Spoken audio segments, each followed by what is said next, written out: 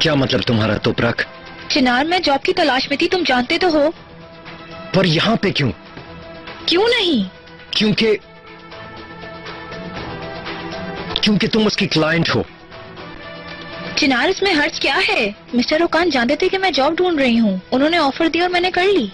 क्या मतलब यहाँ आने वालों को तुम चाय देती रहोगी? हाँ, चाय, कॉफी, बर्तन धोना, सफाई करना। वैसे भी घर पर यही काम करती थी, मेरे लिए कुछ भी डिफरेंट नहीं है।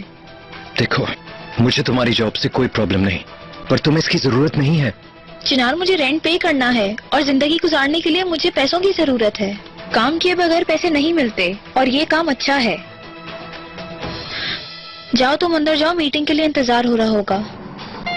मैं यहाँ कोई मीटिंग वगैरह नहीं करने आया, ओकान से बात करने आया हूँ, और मुझे नहीं पता था कि यास्मीन यहाँ होगी।